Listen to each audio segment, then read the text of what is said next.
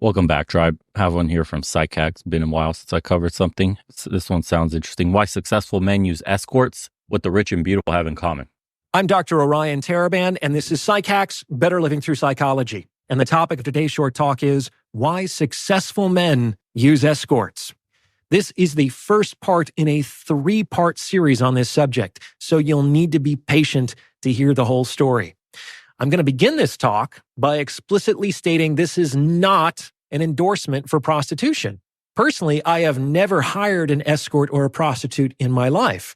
And to be honest, when I was younger, I used to be very judgmental with respect to the men who did. In so many words, I thought such men must be losers who, for whatever reason, couldn't otherwise get access to women unless they paid for it. Same. And while I'm sure there are some unattractive or even some revolting men who use prostitutes for this reason, I actually don't believe they constitute the majority of an escort's clients. Same.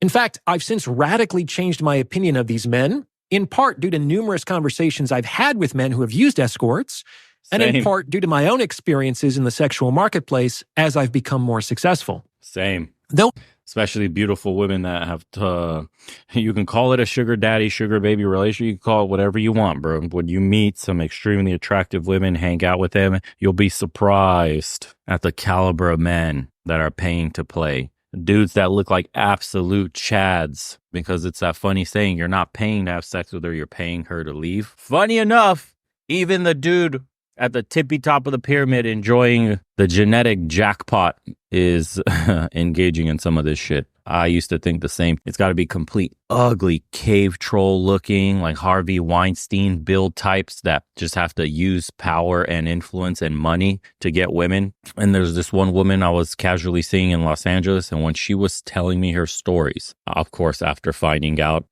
I bailed, but I was listening intently, and she was showing me the guys and her Instagram, and I was thinking in my head, like, there's no way.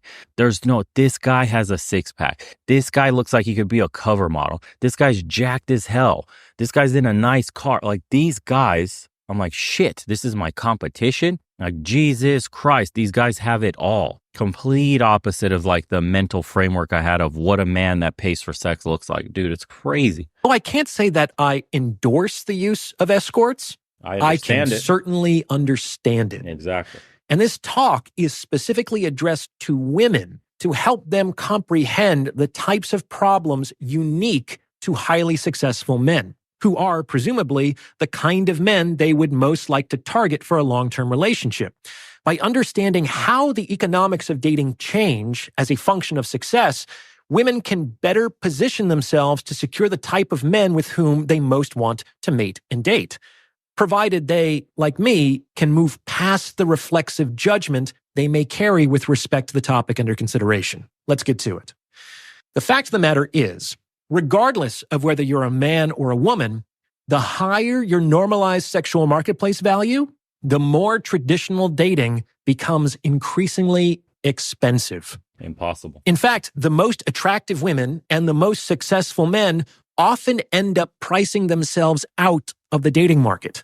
Think of it like this. That supermodel that you have as a pinup on your calendar, the super hot chick that you saw in movies, it's a known secret in the industry that these girls are getting passed around. They're either sleeping with the directors or they're the playthings of the production house, all the connections they've made. I'm not saying everybody, but what I am going to tell you is that if you've lived in and around Hollywood, you understand what Hollywood parties are about. You understand what's going on in Hollywood. You understand that most models, especially the high-end supermodel ones, and God save the lowlier ones that will do anything to get up to the top, but the ones that actually have beauty and the ambition to get on their knees for enough guys in powerful positions will end up in the powerful positions they themselves want to be in. I'm just telling you the truth. Those girls that you've worshipped as a teenage boy that you thought were super hot, dude, were getting passed around by every guy in a powerful position and was leveraging her beauty for that life. Is it all worth it? I don't know. You got to ask them. Some are okay with it. Some have completely detached from those experiences and don't care at all. It's just a means to an end. Psychopathic behavior, maybe you could call it that. I don't know. Everybody's built different, man. The ones that succeed relish in it, though. The ones that play pretend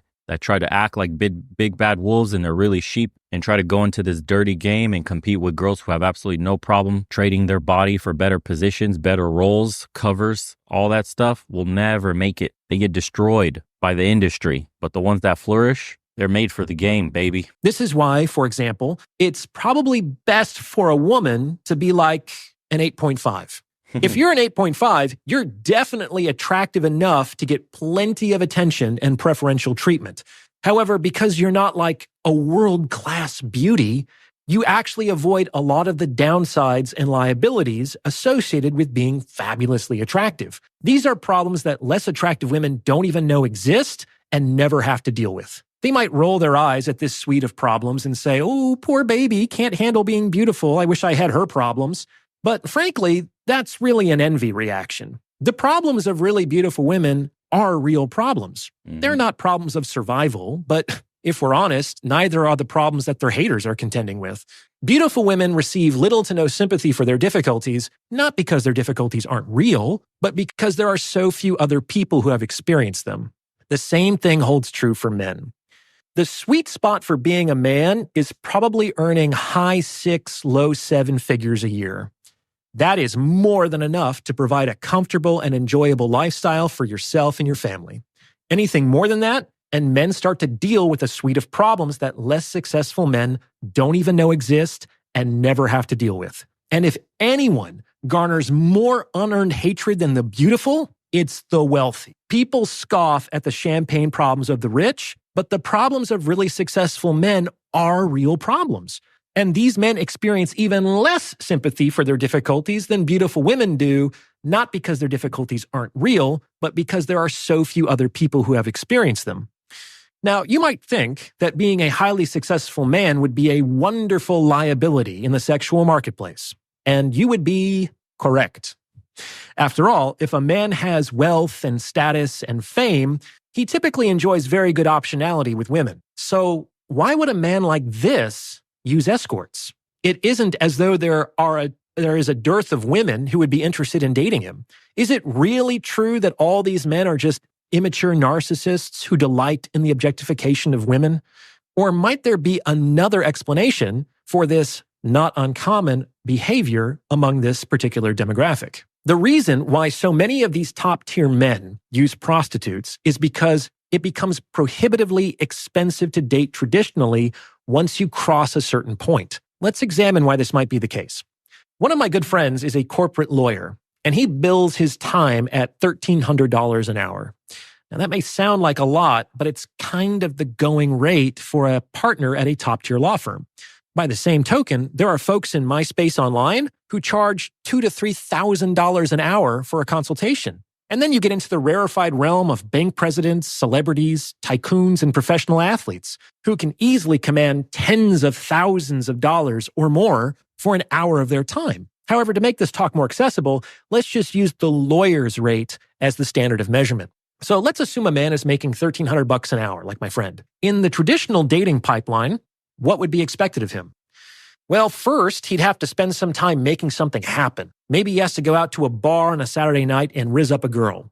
And this is hardly a sure thing, even at the local meat market, so he'll have to have the energy and the emotional resilience to deal with the rejection that inevitably stands between him and an actual prospect. Or he'll have to spend time creating a dating profile on an app that won't land him in the invisible 90% functionally ignored by all women, and swiping on hundreds of accounts in order to get some matches. Either way, once he succeeds in getting a number, he'll need to spend more time playing the text game in order to help the woman feel sufficiently safe and sufficiently attracted, which is not an easy balance to strike, to meet up for an actual date. Of course, he'll be expected to plan the date, which will almost certainly occur at some neutral location, as opposed to his house, several days or even weeks out. On the date, he'll be expected to cover all the expenses, but as we'll see, this is the most inexpensive part of dating for him. The meeting itself will probably last 2, maybe 3 hours, with potentially an hour of commuting to and from the location. So he likely has to block off an entire evening, and busy, successful men may only get 1 evening off a week, if that. And given all this time and effort and expense, there is, of course, absolutely no guarantee that the man will even be attracted to the woman in question, let alone succeed in securing. And what he means by attraction is taking her seriously for a long-term relationship. Ladies, if you go on a date with these uber successful men, the date alone doesn't mean he's into you. It just means he wants to have sex with you, and he will. And that's basically him going, oh, well, I'm already here. I've already planned the date. I've already took this day off. I've wasted my only day off on her. I'm just going to smash and be done. Because what do? You talk yourself out of a relationship the way a man talks himself out of sex. Women share some details that completely disregards them for a long-term relationship. And it ends there and you're never coming back. You place yourself in a box where the dude is not interested in you long-term at all. And women wonder why, oh my God, we had an amazing dinner, went to his place. Oh God, he has a beautiful home. He took me home in a nice car and it was like a magical evening. We had the sex was good. And then I don't know what happened. He stop texting me. He's never available. He doesn't want to see me again. Why? Are guys like that? It's blah, blah, blah. And it's you're repeating the same shit on a date over and over again. You're telling that one wild story in college. You're saying what you've done to your past boyfriends, your intentions of maybe prioritizing work only and not being about a family or being submissive, or you're just combative and always questioning his opinions over dinner. You're not fit, friendly, feminine, nurturing, all these things that men are looking for. You don't have the magic sauce, those ingredients that would make for a good wife, a good mother, a good partner for life. You're stuck on the strong boss babe independent. The way you even talk to the waiter matters. The kind of food you're ordering, the kind of questions and the interest you have. If you're too stuck up in conversation, if he has to drag it out himself and create conversation out of thin air and you're not bouncing ideas back and forth. There's a lot of things that women need to do right to be placed in a relationship category, despite what you have been told about men and, oh, all men are pigs and men are just such dogs and all they want is sex. Is no, you're being vetted for long-term potential. Men want long-term. Men want to be the leaders of households. Men want to get married. Men want to have their own children with a loving wife. That's what all men aspire to. It's just that when you open your mouth and say some stupid shit, you disqualify yourself from that vision. And all you're good for is just another wet hole for him and a notch on his belt and a wasted opportunity because, damn, $1,300 an hour gone, wasting, planning, driving, eating with you, listening to an airhead that has absolutely no idea what 2 times 4 is, can't name a couple of countries, has no ambitions in life, doesn't know what she wants to do, is manifesting this, believes in this stupid horoscope shit. I'm an asparagus in retrograde. What's your horoscope? Oh my God, you're a Gatorade in retro moon. Wow, we're meant to be. You're an idiot. Why would I bank my entire future, my genetic lineage on someone so stupid? They think that because they're an asparagus, as Sagittarian, they act in a certain way. Idiots, bro. Idiots. Yeah, voodoo magic. Yes, let's believe in some shit like that. And women have the gall to come back and tell dudes they got these crypto bros that at least they've materialized something in the real world. Instead of this whole manifesting shit, women are making fun of crypto bros because it's my meme coin, bro. I believe in my meme coin, my dank meme coins. It's yeah, but that dude actually made millions of dollars on his stupid digital money and coins and whatever that is. You don't need to understand what he does, but he has millions of dollars. I don't need to understand your voodoo bullshit, but if it worked and now you're living in $1 million house with a Chad and 3 perfectly looking babies, I'll guess it worked for you, sis. Cool, I'm not going to question that shit, whatever it is. Do your voodoo magic and teach other women because it worked. That's the difference. Instead, women are getting the reality of it's like meme coin, bro, but his entire portfolio is $50. But he's talking about how he's about to be the new millionaire. That's what women sound like. Imagine sitting across the table, ladies, from a woman that's saying she believes in retrograde this and she's a Gemini here and that's such an asparagus thing to say. You sound like meme coin, bro. Oh, I just invented in tit coin and it's gonna go straight up tits to the moon. Rockets, baby. I'm about to be a millionaire. Let me show you. I have $50 and it's about to quintillion X. In a year from now, I'm going to be chilling on a yacht. You just sound like a moron. And the woman there is just going to be rolling her eyes Jesus Christ, what did I get myself into? The guy's doing the same thing. Women just don't understand this, bro. You talk yourselves out of relationships and marriage. A sexual encounter. And irrespective of the moral or ethics involved, this is frustrating because since men attempt to exchange resources for sexual opportunity in the sexual marketplace, this is why he's there. So even if we ignore all the monetary expenses associated with the date itself, which are potentially not insignificant, A 3-hour date, bookended by an hour of travel at $1,300 an hour, is $5,200. This means this guy is paying $5,000 in terms of the cost to his time to go on a date with you.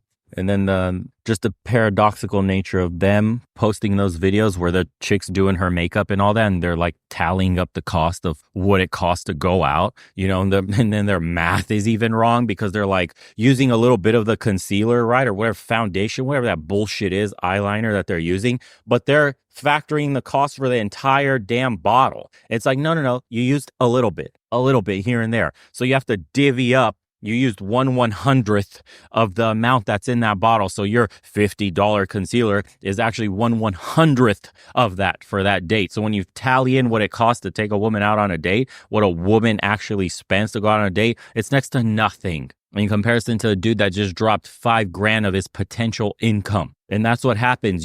There's this massive mismatch in value. And the women that are going on these dates thinking they're hot shit when being in the presence of a man that's actually the hot shit is what causes this ghosting, pump and dump nature to rear its ugly head in all these women's lives. Understand your place, understand your role, and what you actually bring to the table in regards to men of this level. Just as you can replace men at a moment's notice, that, slightly above average dude, nothing special, but better than most, is how you are perceived by the rich guy. You're just another pretty girl that could be replaced at a moment's notice when I feel like it. How do you separate yourself from other pretty women? That's what you have to ask yourself. What makes you different than the next beautiful girl, than the redhead, than the blonde, than the one with the jet black hair, the blue eyes, the green eyes, the 6 foot tall plus Scandinavian model, the blah this one, the thick Latina, the porcelain skin perfect Asian girl, blah, blah, blah, blah, blah. How do you outcompete them? Because your looks got you in the door. What else do you provide to be kept in the room? See, they never make it through that part of the game. This is why I tell you, women are only taught how to get a man's attention, but not how to keep a man's attention. They don't know how to keep a man in a relationship, in a marriage. They have absolutely zero clue. All they know is like the push-up bras, the blush, the rouge, the shit that just gets a man's initial look and interest, which doesn't take much anyway if you're beautiful. A man is going to be interested and he's going to come up to talk to you if he's really interested. End of story. But to separate yourself out from other women and be a woman that's kept, that the man wants in his life, that wants to have babies with, that wants to get married to, zero knowledge, zero game. That just thrown to the wayside. It's been replaced with corporate boss babe, strong, independent bullshit speak, and they're all suffering for it. By 2040, 40 or 50% of women will be single, childless, got no man, got no kids on the horizon, period, will likely die alone. But they tell us that's winning. And this does not include any of the time and effort that went into securing the date.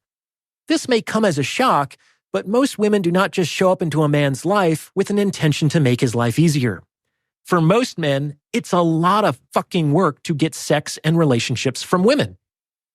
You hear a lot about the emotional labor that women perform for men. But it's absolutely true that men perform a great deal of emotional labor for women. It's just that the man's labor typically has to do with getting laid and securing and maintaining the relationship. To do this, men often have to be charming or funny or cool. They have to stimulate your emotions and arouse your attraction. They have to listen to you talk about your day and care about the woman inside your body. And they have to do all this without giving the slightest impression that this is in any way work for them, or that they could possibly want to do literally anything else with their time and attention. Because if you get the impression that they're just doing this because it works and not because they authentically want to do it, you won't fuck them. This is not easy to do. Even the most successful Casanovas strike out more often than they get on base. Women are extremely complex, and most men do not even begin to approach an understanding of how you operate. In any case, dating you requires a lot of time, energy, money, and emotional resilience. And if you're working 80 hours a week, you just might not have the bandwidth for that. Dating just feels like another job, but a job that you pay to work. I understand that women have their own frustrations with the dating process, but that's not why we're here today. I like that one. Let's see some of the comments. Another common misconception when it comes to celebrities using escorts is a service they pay for. Yeah, it's the anonymity. It's basically just the whole the least expensive women are the ones you pay for joke. An escort will never be in a position to take half of everything you own. I'm not a corporate lawyer, but when I started, escort maxing is what they call it. Jeez. The only thing I regret is that I didn't start doing it 10 years earlier. Rent or lease what depreciates, buy what appreciates. And that's succinctly put because it's exactly what I was describing about how to make yourself valuable besides your looks so that a man keeps you. You're an appreciating asset in his life. You bring him nothing but positive gains, returns, whatever it is you want to use the metaphor. Because if it's just a beautiful, fast car, the moment you drive it off a lot, it gives you headaches, it breaks down, it's leaking oil, the oil gasket's messed up, the timing chain is kind of screwed, the piston isn't firing correctly, the spark plug's a little gapped, car's not running as smooth as it should. It's a performance vehicle. It's very pretty. It's very expensive. Everybody's looking at what you got, but it keeps running like shit and maintenance is costing you a ton. Why do you keep this car around? It's a nutty metaphor to use. Women hate being compared to cars, but they have to just see through the eyes of men what they're dealing with when they're looking at other women. If you're a man in a relationship, you understand exactly what I'm saying. I would keep this troublesome car around if it actually provided me with something that is overshadowing all those little problems. It's expensive to maintain. Yes. It's leaking oil here and there. Yes. Engine knocking here and there from some gremlin I can't find. Yes. Does it put a smile on my face when I hit the pedal to the metal? Yes. Is it an absolute blast to drive and take out of the garage? Yes. So if you're friendly, if you're fit, if you're feminine, keep your beauty, keep that aura of femininity where you just make problems melt away. The peace. This is what they mean. The peace. The smile on the face of the guy going fast in a sports car is essentially the woman who puts a smile on his face for being peaceful, friendly, and feminine. If he comes home to a combative, angry, nagging woman, it's the equivalent of having that sports car where he has no joy in getting in and driving it. Too many problems. The transmission is going bad. The gear shifts are rough. Smoke is coming out the tailpipe. Car just doesn't run like it should, like I want it to, like it was made to perform. I got to take it into the shop to get fixed. That's not a car worth keeping around. Ladies, you hate this metaphor, but once you realize the actual human characteristics of what we're really talking about here, and that's how you treat your man and how important that actually is versus getting his attention, you're going to begin understanding how to keep one long term, how to make this guy stick to you like glue, impossible to get rid of him, can't see his life without you. You want those things out of your man? You have to treat him a certain way. We'll cover these topics more in depth on the second channel because there's a lot to say about why men step out of marriages and what men experience when they're with the side chick versus what the wife used to provide the guy, those feelings, the energy, the emotional intimacy, how men feel invisible in their own marriages, stuff like that. There's a lot of this, man. There's so many levels to this topic. We'll keep this one on the shorter end. And let me know what you guys think. See you on the next one.